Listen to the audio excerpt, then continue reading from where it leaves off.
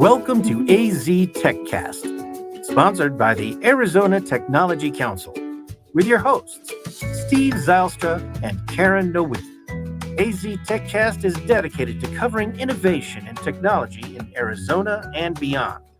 Broadcasted monthly, AZ TechCast invites leading experts to have real conversations about what is happening in the tech sector across the state of Arizona.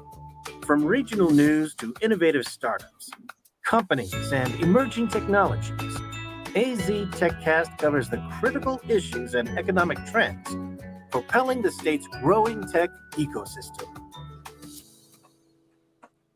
If you've ever considered doing business with state or federal government entities, you know that the procurement system and sales process can feel like a maze of rules and regulations. So how can your company stand out from competitors when pursuing business opportunities with the public sector? Welcome to Phoenix Business Radio X. I'm Karen Nowicki, president and owner of Phoenix Business Radio, and I'd like to welcome you to AZ TechCast, sponsored by Arizona Technology Council. AZ TechCast is dedicated to covering innovation and technology in Arizona and beyond. Broadcasted monthly, AZ TechCast invites tech and business experts to have real conversations about what's happening across the state of Arizona. AZ TechCast discusses the critical issues, topics, and trends propelling the state's growing tech ecosystem. So please join me in giving a warm welcome to today's featured guest. We have Ed Jimenez, who's next to me here, Director of State Procurement Office, State of Arizona. It feels so good to have warm bodies in the studio. We often have this as a virtual show, so I'm really pleased that you all were able to make it down to the studio and join us in person. Welcome, Ed. Thank you very much. Happy to have you. Yeah, and we have Jennifer Woods, who's the president of Traversant. Traversant. I had it ready. Almost. Traversant. Yes, the Traversant Group. Welcome. Thank you. Pleased to have you. And Paul Robles, sales executive with the state and local government and Google Cloud. You are our Google Cloud representative. Thank you very much. Pleased to have you. Sure to be here. And of course, we have Steve Zylstra, who's the president and CEO of Arizona Technology Council. And he's up on the screen with us today. Welcome, sir. Thank you. Great to be here. Yes. And Steve and I are the odd guys out because the three of you have worked together for at least a handful of years. We have. Yes. Very good. Well, today we are going to discuss the nuances of the public sector's primary motivations and operating models. We have a lot of interesting content to cover, so we're going to dive in. And we always like to begin by asking each of you to introduce yourself, tell us a little bit about your role in your organization, and then how that fits into Arizona's tech ecosystem. And I am going to ask Ed to start this time, if you don't mind. Sure thing, Karen. Again, it's good to be here. I am Ed Jimenez. I have the pleasure of serving as the state's procurement administrator. So what does that mean? It means that I have the central procurement authority across the state, and I provide delegated authorization to agencies for their spend. So I have the authorization, delegation, management, oversight of all contracting and procurement activities for the state. We're also responsible for an e-procurement system that our state entities can utilize. And we put one in about 4.5 years ago. It's called the Arizona Procurement Portal. And I'll talk a little bit about that later today as we go through some of the questions you have. And I can tell you it's been very rewarding. I come from the private sector and 30 years with the Boeing company, 5 years with American Airlines, 2 years with Mesa Airlines. And I was telling Karen earlier, I've retired 3 times and keep coming back. But this has been very rewarding experience, and meeting and working with people like Jen and Paul in this type of government sector has been really, really good. 3 retirements. How many are you on, Steve? You haven't retired yet, have you? No, not yet. And no time soon, I think. I'm starting to think about it. Good. Oh my gosh. That's impressive that you just keep coming back for more. Well, this is a pay it forward opportunity, and the state need a lot of help. And I'll talk about, how private businesses can come, so I was fortunate to bring a lot of private industry experience to help the state pick it up a notch a little bit. And Jen knows some of what we've been doing. And the last 6 to 8 months, we've been giving presentations to the Chamber of Commerce and inviting in lobbyists, suppliers, agency customers, and sharing with them how they can do business with the state Excellent. and what are the rules, Yes. and just kind of being transparent with them about how things work. And hopefully, I think it's helped them, Jen, the folks out The there. chambers have been receptive. Absolutely. Yeah. Yeah, most Yeah. definitely. Great help. Good. Absolutely. Jen, how about you? Hi. Well, thank you for having me today. My name is Jennifer Woods. I'm the president and founder of Traversing Group. So I founded the firm in 2013. So we're coming up on our 10-year anniversary. I'm blessed to work with clients like Google and folks like Ed. But Traversing Group, we're an Arizona-based consulting firm, and we specialize in helping businesses succeed in the government marketplace. So I am on the opposite side of Ed, helping businesses navigate the procurement process, navigate the public sector marketplace to be responsive to folks like Ed. A well earned position and an advocate from all directions. Correct. So good. Thank you. Paul. Great. Paul Robles, and I work for Google Cloud. Actually, we just changed our relationship with the public sector. Google spun off an organization called Google Public Sector, specifically dedicated to federal and state and local government. And I've been with them for about 2.5 years. Before this, I worked with a few other technology companies, including HPE and IBM, also in the public sector and with commercial clients. And before this, Ed, I did work for what used to be America West Airlines, turned US Airways American for 10 years. Yeah. So we do have a bit of a History. aviation background here. It's been a fantastic experience to work with government clients. It's an opportunity to kind of satisfy the need of really doing something, giving something back to the community.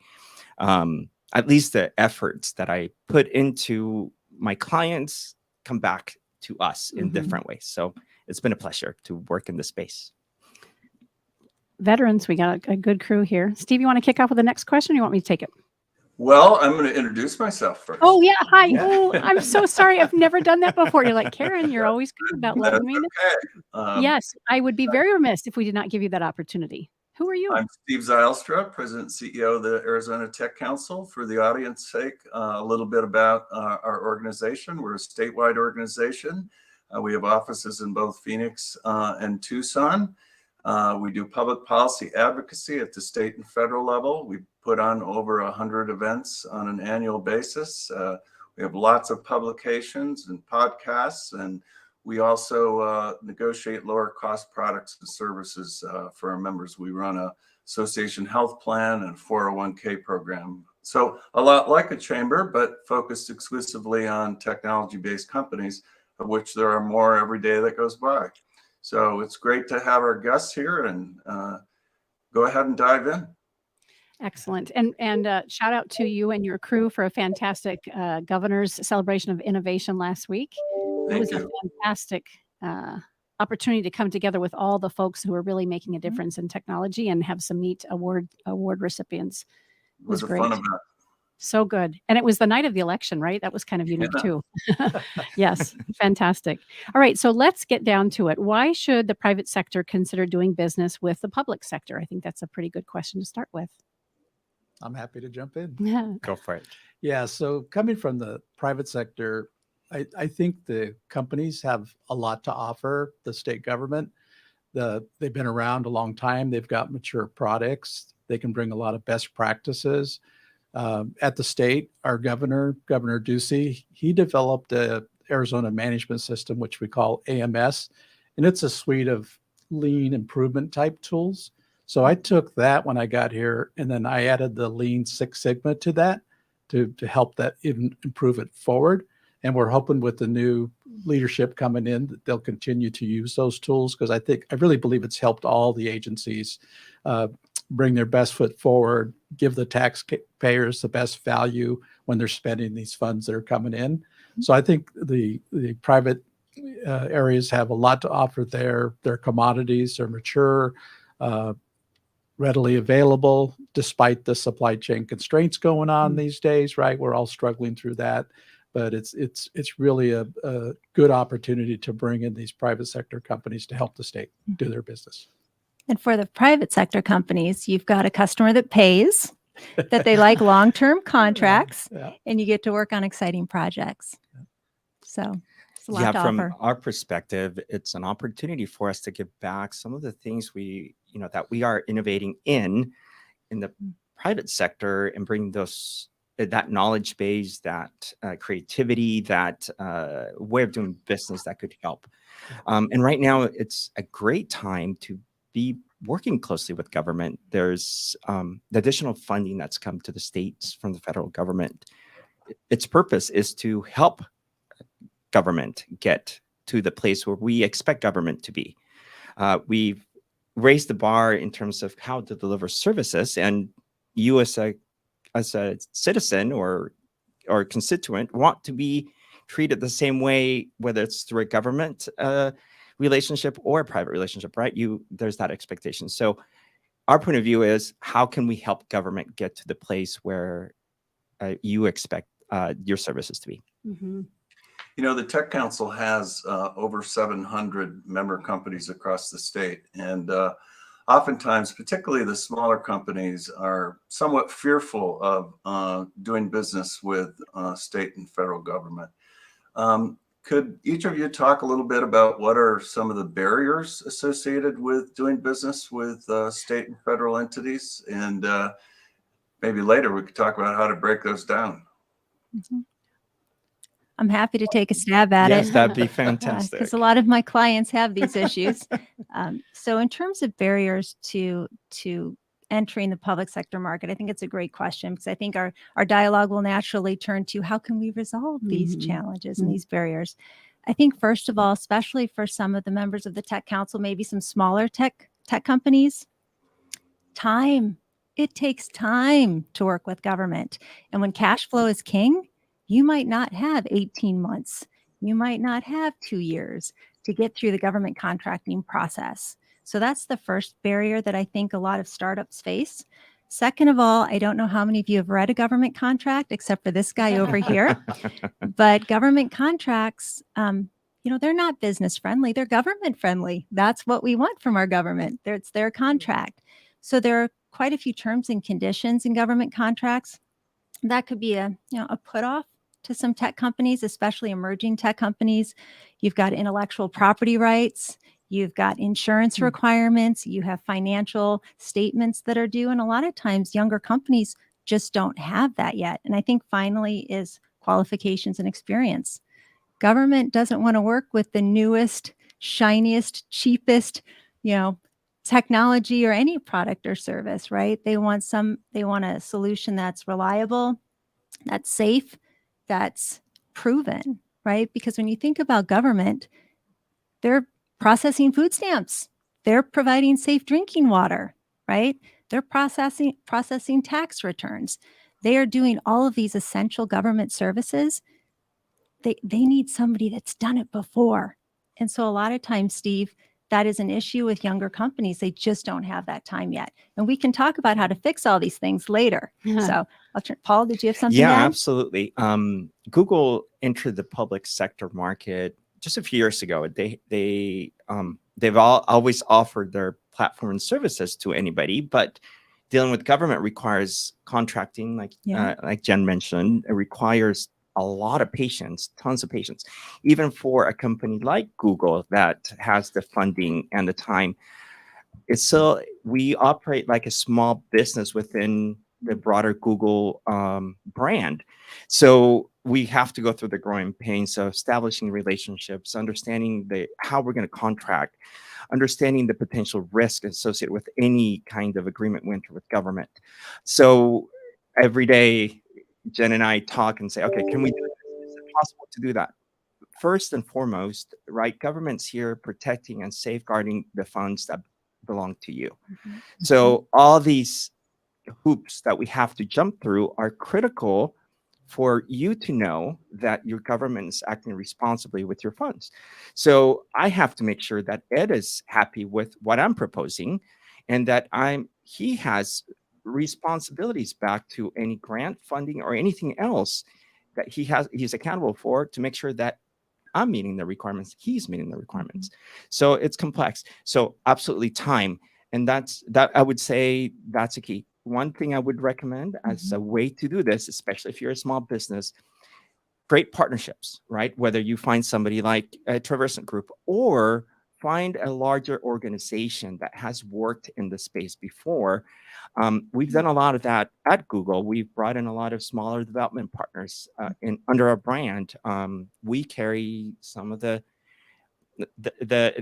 burden of the responsibility of the contract, and they start developing their solutions under us. So there's different ways to work around here, and we'll address a few of those things later too. Yeah. Hey, I would just like to put this out there to all the suppliers who haven't done business with the state. I've always taken the approach after 45 years in procurement in my career, a commodity is a commodity. And if you have a commodity for your company, bring it forward, right? And give it an opportunity with the state. There are challenges, as Jen cited, with the type of requirements. You talk about, the grant things, federal dollar funds, things like that. But in the private sector, at Boeing, we had to deal with the government, regulations, defense acquisition rules, the federal acquisition rules. So just a little bit different twist is all. And one thing we do when we put a solicitation out, we'll have like pre-offer conferences and give suppliers an opportunity to ask questions about how all these things work, how they should complete their solicitation, be as thorough and as complete as they can. So I would just offer up, hey, bring your best foot forward, come on in. The state welcomes everyone. Ed, let's stay with you. There's a lot of terms in the procurement world, RFPs and solicitations and so on. Can we sort of go back to the fundamentals? What does the government procurement process look like? Yeah. In simple terms, can you sort of walk us through it? Yeah, I'll walk you through a flow diagram that's in my head for you. Okay. Right? So first off, it all starts out with the funding.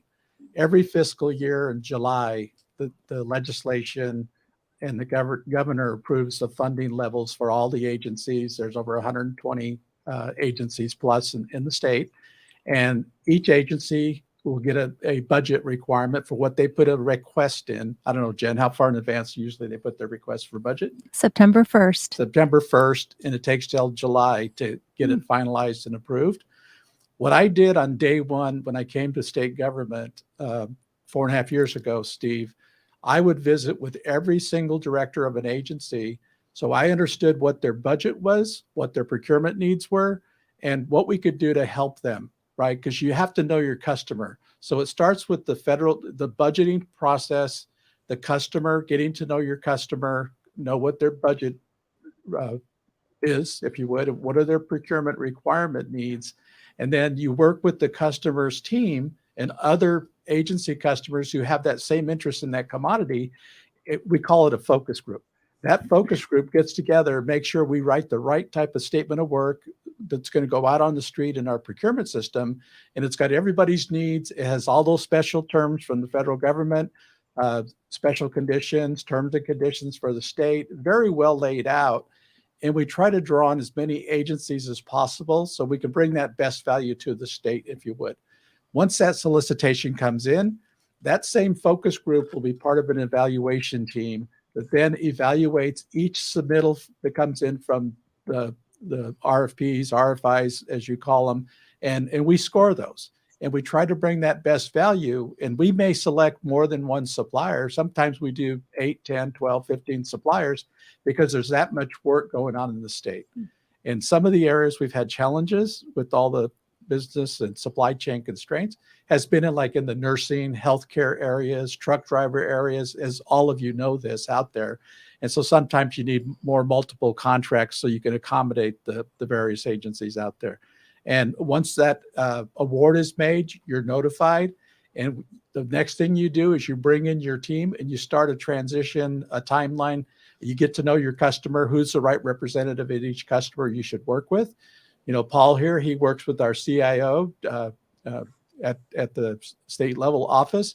He knows exactly what our asset team looks for and requires for his type of service on Google, right? And so it's just getting to know your customer, ask the question, don't be afraid, and just bring it forward, kind of thing. Jennifer, anything to add to that? Yeah. with respect to the procurement process from the business side, it's very important, as Ed mentioned, there are rules and regulations. So that's one thing that, anyone that's looking to enter the public sector, you need to be aware. There are time limits. There are restrictions on communications when you can have it. So you have to be a knowledgeable company. I think another tip is your response. So Ed's mentioned, the procurement process and how these solicitations come to be. Well, when you're the business, you have to respond to the solicitation. And I've worked with public sector executives for 20 years, and I tell them all the same thing. I tell Paul this. Mm-hmm. I don't care if you know the mayor. I don't care if you know the state senator. I don't care if you spent a 3-day workshop with the state CIO. If your response to that solicitation does not meet the requirements, you lose. It's all gone. Right. Poof. So, just being able to understand those responses, it can be tricky. Maybe the Tech Council might be interested in doing a procurement response workshop. Yeah. Some tips of the trade, but that's just one point I wanted to make. Absolutely. It's super important that you pay attention to, when I wrote my notes down, I said, you have to study, Yeah. right? Become very familiar with your client. If you think you're going to just receive an RFP and you can respond immediately, a lot of people are just not going to be able to have success. A lot of it has to come from your understanding of what you understand the business needs are for this agency, or and being able to draft them properly. Procurement people and the processes are there to make a level playing field for anybody working with government, right? You are, as a citizen, looking for the best value for whatever your government's spending your money on.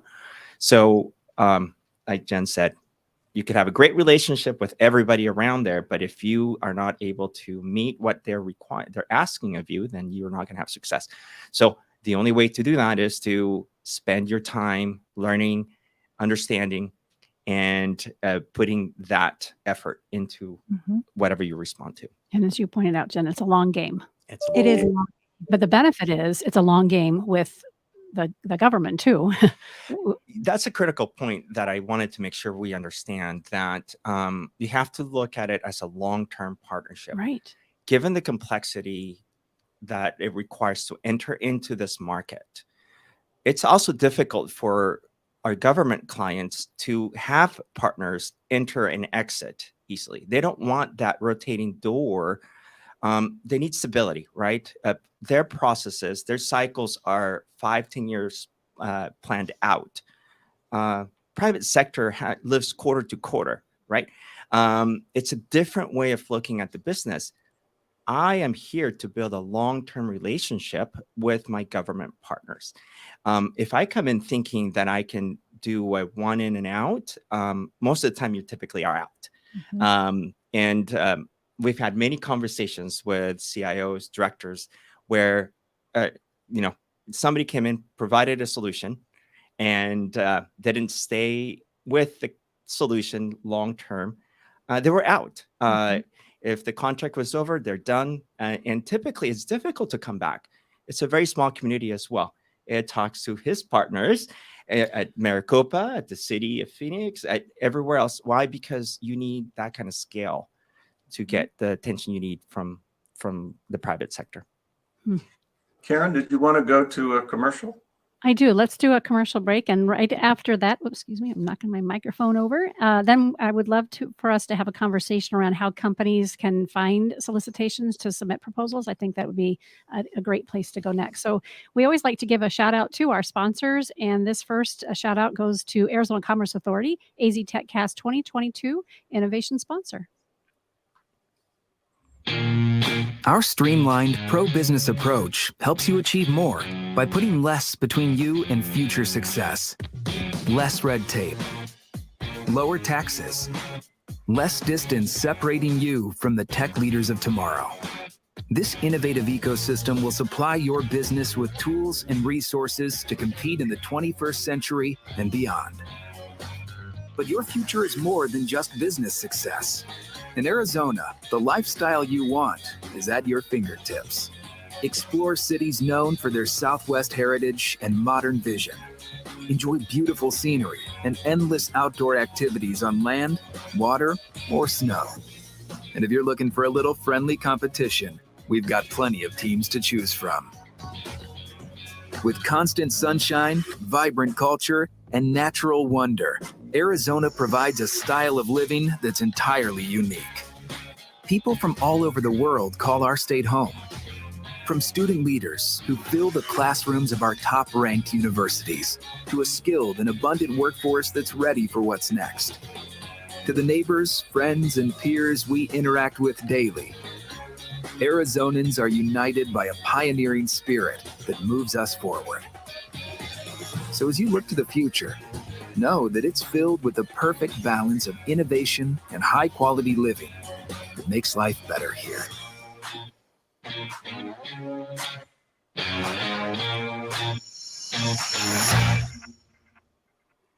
Karen, Yes, yeah. I was going to say, just before the break, you were asking about solicitations, where to find them. I spent about 20 years in the aerospace and defense industry, so was always looking for opportunity. And at least back in the day, you went to the Federal Register, and something you scanned on a regular basis. I'm sure that's all on the internet now. But can we talk a little bit about both at the state and federal level, how you identify opportunities with the government? Sure. You want me to take that? You can take that. Yeah. So, Steve, it starts with suppliers registering in our procurement system. So if you go to app.az.gov, that's a link to get any supplier an opportunity to register. And what's key when suppliers register, Steve, is they need to put in all their commodity codes that their company offers. Because what I've seen is a lot of companies aren't really completing that out completely. Mm-hmm. Then they'll say, oh, why didn't we get that solicitation? Well, we didn't see that commodity code in your file. All right. So they need to be as thorough as they can with their registration. Another area I've seen is a lot of turnover at companies. So once they register, their contacts go away and they don't update the registration. Very important for them to do that, right? So and anybody who's registered an APP, any commodity that comes up for a solicitation, RFI, RFP for the state, they'll get an invite automatically. Okay, so we do that religiously. We have today over 23,000 suppliers in the Arizona procurement system for all types of commodities out there. So the best thing they could do is go register in the APP system. Yeah, and you nailed it, Ed, especially with the commodity codes and with the contact information. I don't know how many times I've had a client, we didn't get the RFP. Well, that's because you put Joe in there and he left 3 years ago. So that is critical. Just one comment to dovetail Ed's, this replicates itself at the county level, at the city level, at the university level, and K through 12 school districts. So just know that there are separate registrations, vendor, supplier profiles, and such. But then you can also receive those solicitations as well. And let me add one more thing. Sorry, Karen. Of course, no, you're good. There are bid aggregator tools. So there are different subscription services that you can pay for. They will consolidate all of the different solicitations coming out from various jurisdictions. And you'll get one email with a bunch of RFPs that are more specifically aligned to what you're representing. Correct. Could be, yes. Thank goodness. So there are multiple ways, which can be overwhelming sometimes. But always start with Ed and the APP, because you also have locals on the APP. Chandler, right? Yep. There's some cities and towns. We do. Yeah. So yeah, and I'd also add, Steve, that you can also look in Arizona Republic. We post solicitations there as well as APP. So that's another area suppliers can go to find. Just a follow-up question. You've referred a couple of times to commodities. So a lot of things are commodities, right? If you're going to buy a school bus or a pencil or whatever. But what about things that the state needs that it hasn't purchased before that aren't really commodities and special kinds of projects? Is there a different process for opportunities like that? Well, I'll go back to, again, my procurement experience. So a commodity is a commodity. So for us, and I have a state procurement organization, it's really simply laid out. I have a general commodities group. I have a services group for various types of services that are needed for the state. And we have a technology group. And I have a senior leader over each of those areas. And that's all inclusive.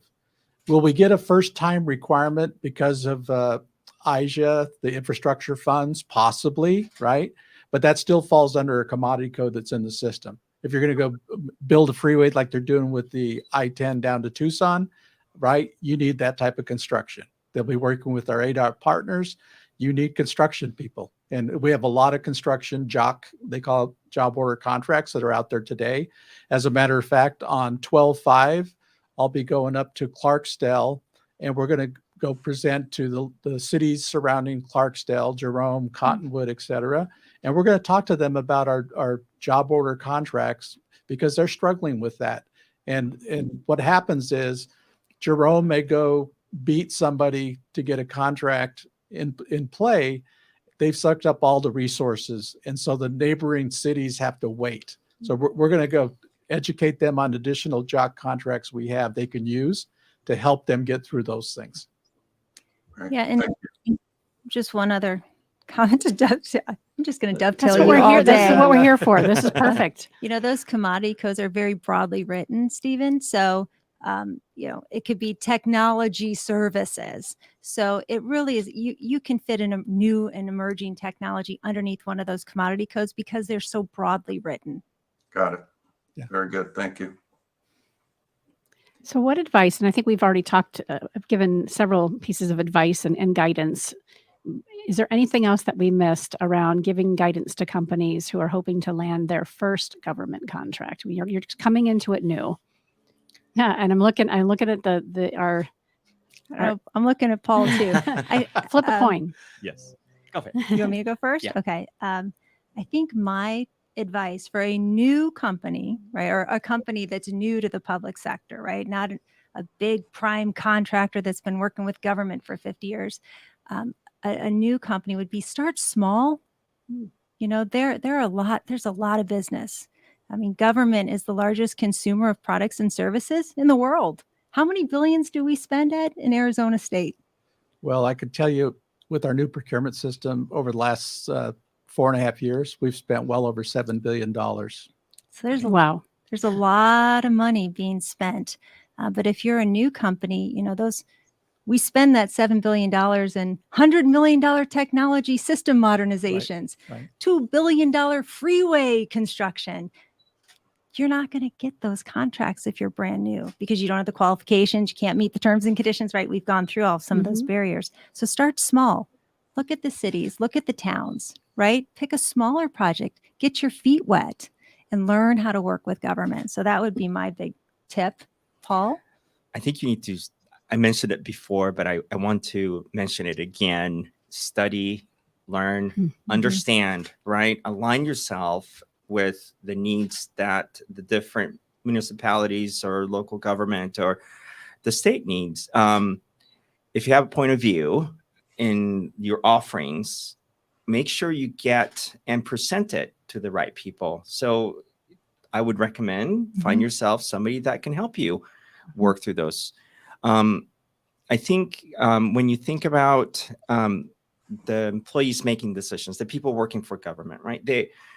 It's usually understaffed. They are trying to navigate and trying to catch up with the latest emerging, we're talking about technology right now. So the new things that are coming from organizations like ours, we keep putting new things out there. So they need to sort through all that.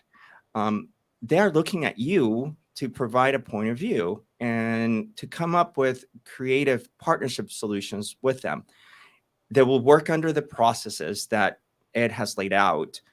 But it's important that you provide that, that thought leadership and that long-term thinking of a partnership. So that's super important. I keep thinking the word story is that you have to tell your story. Am I right? Absolutely. Is that's what you're kind of getting at? You have to be able to present it and articulate it so that the people on the other end are like, ah, yes, this Exactly. makes sense. Absolutely.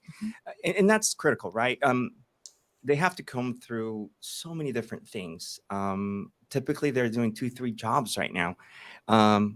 The great resignation has affected them tremendously. It affects government faster than it affects. So it's very difficult to inbound new people as well. So we've had success by providing a story, a different way of doing things, and being able to partner and create a vision, right? So that's important.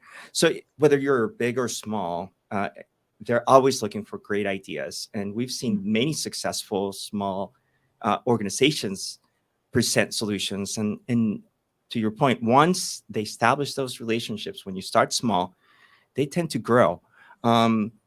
I know that all my government clients talk to each other. So another important piece of advice, consider when you deliver services in public sector that has a significant effect, not just with that organization, but typically with the other cities and the other counties and the state, right? It's a tiny little small village of people that work together. Yeah. Let's see. Well, I'll jump in on some of this, right? So my advice to suppliers is to understand the state needs. And when I say that, it's everything is public with the state. So watch the legislation, watch what's coming down from the federal side in terms of type of projects, jobs, commodities. And so if your company has a pretty good marketing organization, they should be able to do that upfront homework to see what the state is going to be looking for in the next fiscal year. So really understand your customer. And when you talk about technology, make sure it's the latest technology happening. We don't want to put a solicitation in. We get an offering from a tech company, and that offering is going to be be old in a couple years. We want the latest technology, and I'll use the microchips as an example. And I talked this at the chamber event. The microchip shortage. It's great that we're putting these chips into Chandler, Ohio. They've invested money so we can build this stuff at home. But technology with microchips, that goes out of term every 3 years. So you've got to stay on top of those things when it comes to technology. And we want to make sure that if we put a new technology into the state, it is the latest, and it's not something that's going to expire in a year, 2 years, because that's not adding value to the state, if you would, right? So that's what we try to look for. But I think every company that's out there, they can look at their own marketing and do all this up front. And I did give the this team here in the prep the link to our agencies. So there's over 120 agencies. If they go to that link, Steve, they'll be able to look at each agency and see what their type of service is, what type of commodities they need, and that'll help them get smarter when they try to prepare a solicitation that comes back. And I have a question for you. You've mentioned, I think a couple of you have mentioned the infrastructure package, right? The Infrastructure and Jobs Act. We're going to be building roads and broadband and redoing the borders and so on and so forth. So, billions of dollars coming into the state. We just celebrated 1 year of that act, by the way. But within the last year, we've also passed at the federal level the CHIPS and Science Act, which is going to support the semiconductor industry. And also one of the biggest federal packages ever, the Inflation Reduction Act. $369 billion of it is focused on clean energy and electric vehicles. Is it possible that we're going to have so much federal funding flowing into the state that it will overwhelm the procurement system? That's a great question, Steve. We believe we're set up in state as to how we're structured and organized. We are clearly going through a transition with the new governor and some offices that will be changing out. So that adds to this thing, if you would. So it's very important to make sure me as the state procurement administrator, I quickly go out and talk to those agencies, the people who come into these agencies new, like I did on day one.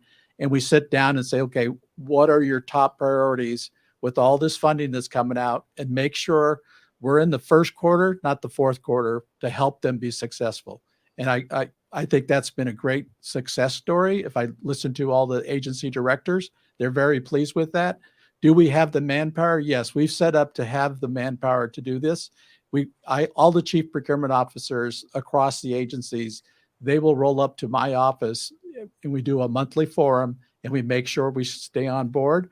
And if we get a heavy load in one area, somebody else will come and raise their hand and offer to take on that task. So we're doing a pretty good job spreading that around. So bring all the money and business you want, Steve. All right. Yeah. Paul, you had mentioned earlier that at Google Cloud, you've been working with some other organizations, collaborating, cooperating, and taking on some of the responsibility for the smaller enterprise. Is that a good strategic way to go about working with government, particularly if you haven't done it before, or it's been light? Tell us a little bit about that kind of collaboration and how well that works. Sure. So a critical issue that happens when you deploy new technologies is you need a knowledge base of people that know how to deploy these technologies. A lot of these people exist in small little pockets of developers and that have come up with great ideas, but they don't know how to navigate the complexity of selling a solution to the government. So we have a process in place where we work with our partners, where they can be part of our delivery solution. They need to meet certain standards on how to work with us. And typically we underwrite the contract on their behalf. They typically sub under us, and then we're able to do this for them. We've seen organizations where they have really smart people. They develop these applications that solve really cool business problems. We bring them under a brand, and then we present those solutions to the state. We disclose all this to the state. They know that we're subbing these partners along the way. And sometimes they're able to, when they deliver as they're expected, they end up with their own relationships with these clients, and they start from there on. It gives them an opportunity to understand, okay, what's the process? Is this deal, things like timing for how long these contracts take. We help them navigate through that. So there's a way for us to do that through some partnerships. You do have to, it's not for everybody, right? You do have to make sure that you meet certain standards, because we also take a risk on behalf of those clients, but those organizations. But yes, there's different ways to do that. Jennifer, does Traversant help facilitate those kinds of relationships, bringing, say, smaller and larger companies together to go after an opportunity? I'm glad you asked, Steve. You should be on my business development team. Yes, that is really, one of the value adds that we present to our clients, right? We work with great companies like Google. We are always being introduced to other companies, emerging technology companies, and in finding those matches to build those win-win projects for government is really, that's why I do what I do. To that point, we mentioned how complex and how difficult it is, and for government and state employees to comb through all these solutions. When we create a synergy with other partners, we make the life of those decision makers a little easier. We're starting to put the Lego pieces together, right? Instead of coming and dumping the Lego set on your lap, we put it together, right? It makes it a little easier. So that's a lot of the work we've done together, actually. Yeah, there's definitely power in numbers. So if we can get some smaller companies, some larger companies together, so long as it creates a win-win outcome for government, it's perfect. So, I think your organization, Steve, Arizona Tech Council, does provide great opportunities for these companies to learn about government, perhaps network with companies like Google. You're an incubator of sorts for these types of government projects. Yeah, well, I'm going to be talking to both of you after this about doing something together around that idea. I love that idea. Jen, I think you said in the beginning, it would make sense, doesn't it, to just create an alignment, and much like you're doing with the chambers, of course, just this, and you said over again, educate, learn, study, study, study. Yeah. Well, you mentioned it earlier. All this information is public, unlike in the private sector where you have to spend your time whining and dining executives who may share information with you or buying, private data to try to figure out budgets and issues. Government has to be upfront and clear in what their intentions are. So everything's there. It's one of the great benefits. You don't have to guess what they need. You don't have to guess how much money they have to spend. You don't have to guess who's going to make decisions. Mm-mm. It's laid out front. So the expectation is high from our government partners. They do want you to come prepared, but it's there, which is fantastic. And they're willing to help you get there. Exactly. They are. And you can find out information on your competitors. So that's one of the beautiful things about government procurement. It's transparent. Absolutely. So if you are new to the public sector, one of the first things I would suggest you do is go over to Ed System, the APP, put in whatever you do. There's many search terms. It's a great tool. Put in a search term for what your technology is. Maybe put in a search term for a company that you admire or a company that you know is a competitor. See if they have a government contract. Guess what? You're going to find their sales pitch. You're going to find their pricing. You're going to find their key personnel. It's all public data. Now that cuts both ways, of course. Right. Because now all of a sudden your data is all public. But Paul, I mean, that's one of Absolutely. the key differentiators from the commercial sector. Absolutely. Karen, I bet you want to take us hear from another sponsor. We do have another special sponsor who's been with us this year as well as last, Arizona Tech Advocate sponsor JDH Insights. Let's hear from them next.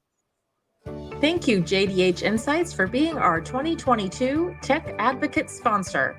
A leader in coaching and executive development, JDH Insights is committed to helping organizations cultivate and leverage their most important and complex asset, their humans. Visit jdhinsights.com to enhance leadership and improve team dynamics to take your business to the next level. Karen, I've been hogging all the time. You're doing great. I always love it when you hug all the time. It's fantastic. So let's fast forward. We only have about 10 minutes left. Let's fast forward to once the deal has been landed. Yeah. Right? Now, what should a first-time contractor's next step be? Go out and party, celebrate.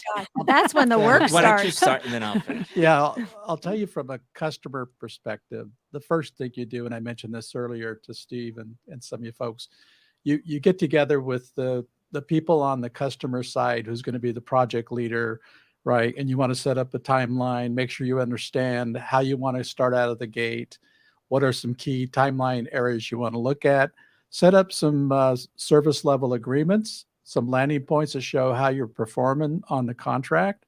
And you want that communication to always be there. Because what I find, they go down the road, a customer will call, well, Ed, so-and-so's not really performing very well. I says, okay, so have you been having your meetings that are set up in your contract, things like that? Well, no, we haven't, right? Oh, boy. So it's a two-way streak. So you need to keep that communication always open.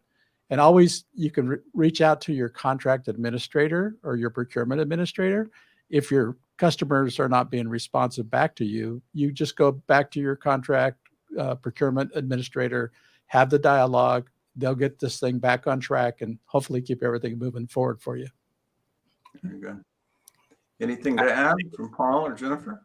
Sure. I would say make sure you meet and exceed those expectations of what you outlined in your statement of work or your agreement to be. There's nothing worse than having to have a corrective action on a contract because it was improperly scoped or because your team is not delivering as planned. So it requires you to pay close attention to everything that's happening. Remember, all this information becomes public. And so you want to make sure you've done your due diligence and you're maintaining and exceeding those expectations. The benefit of that, if you do that work, is that you develop a strong relationship, and then procuring the next time gets a little easier. You have the qualifications. Not only that, you also have the references that are needed, right?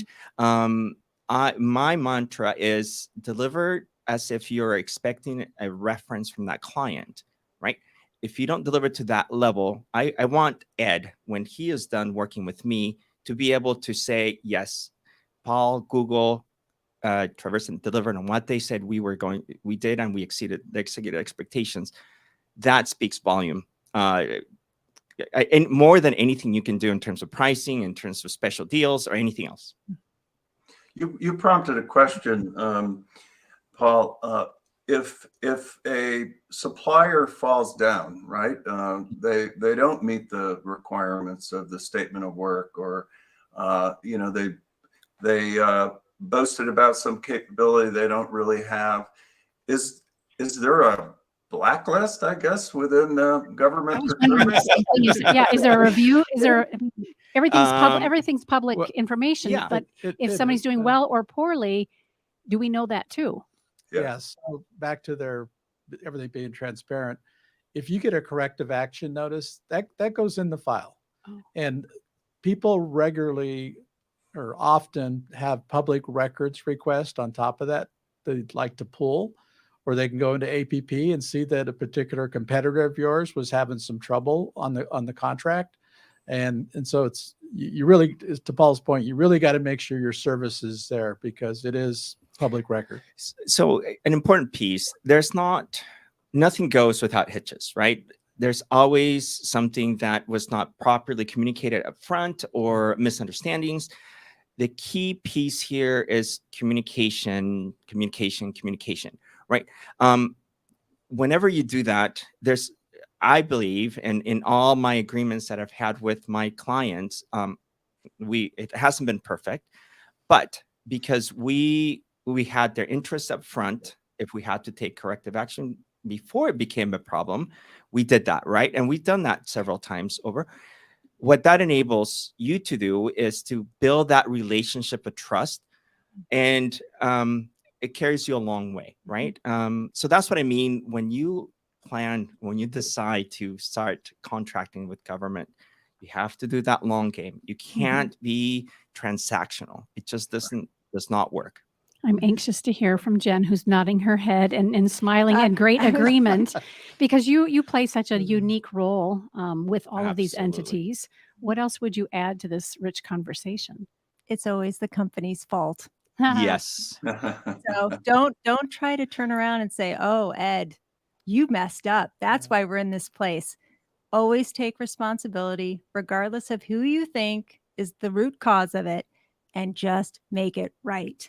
Because government is providing these services that matter to people, and nobody cares who pointing fingers. Get it done. Take responsibility. Absolutely. Jennifer, I'd like to say, go ahead. Just a comment at Boeing, we'd always say the customer isn't always right, but they're never wrong. Right. Right. Jennifer, you might be the most appropriate person to address this. How can private sector companies develop sort of or build out a go-to-market strategy in this space? Well, I think all of the comments that we've had really lay the groundwork for that. I mean, when you think about a go-to-market strategy, the public sector go-to-market strategy is very similar to a commercial go-to-market strategy. You have to know your customers' needs. You have to know what you're selling. You have to have a persuasive sales pitch. You have to have a pricing strategy, right? You have to have your partners. You have to know what your competitors are doing. All things that we've been talking about. I think what differentiates a public sector go-to-market strategy is that procurement strategy, which is why we're having this conversation today, because it does not matter if your product or service is the best in the world and exactly what they need. If you don't have a government contract, nobody's going to purchase your product or service. So you really have to build out what RFPs are coming. Are there RFPs coming? Do we need to talk to an agency about creating an RFP? Are there existing contracts? Are there companies like Google that I could be a subcontractor on? So you need to think through that. The best person to talk to about that is Ed's office and the procurement officers. They can help you figure out who's who in the zoo. So I would say that also the transparency piece. I mean, you're able to really flesh out your go-to-market strategy, because now you have all of this competitive intelligence, right? That's going to help you position your company. And finally, I think we've all been talking about this, is find a friend. You got to find a friend if you're going to do a public sector go-to-market strategy. Your friend could be Ed's office. Your friend could be the Arizona Tech Council. Your friend could be a legislator, your city council member, right? There are so many public servants and associations like the Tech Council that are there to help and try to figure out where you should be. You can always phone me too, but I'm not giving you my phone number on the air. Karen, I'm going to give you the last question since I took up so much time today. Thank you, sir. How can we increase the use of emerging technologies in government to simplify the procurement process and get more first-time contractors plugged in? I think we had kind of alluded to this at the beginning of our segment. Yeah. Like me to go ahead? Yeah. Yeah. Yes, we do. Well, from the technology side, we've done some amazing things. One was this procurement system we put in. October 2018, we talked about we spent $7 billion using this system. It's been very, very productive for the state and all of our state agencies and users who tap into that. So that's one example. And during COVID, the state had a lot of people working from home, and we still do today. I'm not sure what percentage we got, but maybe 60, 70% of state people work from home. So all of our procurement folks, they can do all of their contracts, all their solicitations off of this system working from home. They do virtual conferences for their evaluations of the solicitations. So this thing has been a huge benefit, unfortunately, for this bad time we all went through. The other things, emergent technologies, we talked earlier about making sure you're offering the latest technology when you're submitting your solicitations. One of the key things right now is cybersecurity. So anybody who has that offering, we are going to a state ramp, which is an offshoot of a Fed ramp. Somebody like Paul probably can talk that a little bit more, but we're transitioning from what the state started was something called ASRAMP, and it was a set of 35 plus requirements that suppliers need to meet to help us ensure they've got the right checks and balances in there. We're going to go to a state ramp, which is not far off from Fed ramp. And we have over 300 plus suppliers who are going to transition to state ramp here over this next year. And that's because we want to protect our sensitive data out there. There's been a couple small breaches, and knock on wood, very little, and that the suppliers worked with our Homeland Security team to take those things and got them off the table real quick. So it's been great.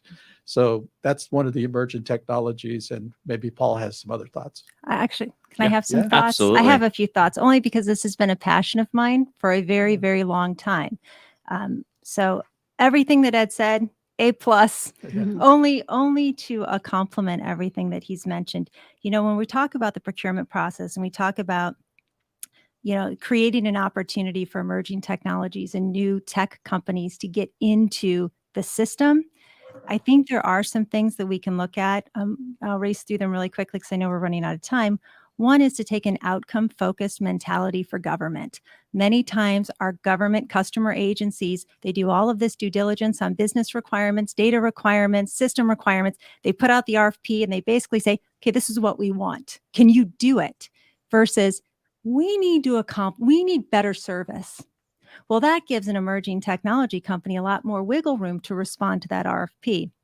Another item is to use pilots. We have opportunities under the procurement code to do demonstration projects, 2-year term for innovative new technologies. Being able to work with the state to explore some of those options under the procurement code could give an emerging technology company just a little bit of experience. Creating, maybe streamlining some of the terms and conditions, right? An off-ramp clause. If an emerging technology company loses funding, can't figure out, oh my God, the beta version has crashed. Give government the opportunity to escape, an escape valve. And, I think last, and Steve, this would be a great conversation just to have with you. The federal government has done a lot in terms of creating space for new and emerging technologies. And that's really, the genesis of that is the defense community, right? So there's different things where there are opportunities for companies and government to come together without the procurement rules and regulations to do innovative new technologies. So Paul, I'll pass it to you. So good. Okay. So actually, we've been Take working a with an phone call. Okay. We've been working with an agency within the state, and their number one complaint is my procurement process is complex. I don't have the ability to provide my suppliers with what I really need. By the time I finish writing my RFP, it's convoluted, too much going on. So some recommendations to what Jen said is, how do we simplify the problem to deliver what we call the minimum viable product, whatever that is, simplify it enough so that we don't put so much money at risk up front. Have the ability to do similar to the concept of, innovate quickly and fail fast, right? So part of this would require a little bit more innovative thinking about how we procure these technologies and some of how we write these things in code, right? So part of this is talking to our legislature that says, let's provide more funding for these kinds of emerging technology budgets that different agencies, so they can test out the technology. Nothing is worse than buying into a solution when they've never seen what that solution delivers, then spending 5 years later trying to fix it, hundreds of millions, tens or 20s or hundreds of millions of dollars more, and then you're still 2, 3, 4 generations behind from when you started. So critical is, let's be smart, talk to your legislatures, figure out a way to enable these agencies to have the flexibility to address some of these problems that are critical. They are there. When you go requesting money for unemployment or food stamps or Medicaid, you don't want to do the things that you have to do to get that help, right? Our systems are not set up that way. So this is and this is why Google is where it is. We think we have a point of view on that, and so that's been the funnest part about it. So I'll just add, to button this up, any solicitation that comes in, if you're a supplier, offer an alternative every time if you have one. If you have an alternative you think is better, offer it. We'll take a look at it. fantastic. Way to great. button it up. I love it. Yeah. Steve, fantastic conversation. I want to give a shout out to Bianca, of course, who is always so great about putting our panelists together and having a pre-call to make sure we bring the greatest information together. What'd you think, Steve? It was excellent. So good. Yes. And I had said in our chat, our little private chat, just to make sure we're staying on board, that this was really obviously informative and a unique conversation for us here on AZ TechCast today. And I really personally look forward to seeing what comes of it. A lot of great little ideas around conversations with Steve and his team to make sure that we continue to help the tech sector become more informed when it comes to procurement. Thank you again, each of you, as we sign off for a holiday weekend. We're getting there. I'm already in my mind there. Yes, But we're there. I've got 3 days. I've got 3 days left of work next week coming into the week. Today's AZ TechCast was brought to you by Arizona Commerce Authority, the state's leading economic development organization with a streamlined mission to grow and strengthen Arizona's economy. Thank you again, Arizona Commerce Authority, for all of your support. And thank you as well to JDH Insights, the 2022 Tech Advocate sponsor. Visit jdhinsights.com to enhance leadership and improve team dynamics to take your business to the next level. If you're interested in being a podcast participant or sponsor for the Council's AZ TechCast, please contact marketing at aztechcouncil.org to learn more about the opportunities to further position you as a tech expert, influencer, and innovator. Until next time, I'm Karen Nowicki. Thanks for joining us for AZ TechCast. Thank you for joining us for this episode of AZ TechCast with Arizona Technology Council, featuring leading tech and business experts that help influence and shape our great state and the industries they serve.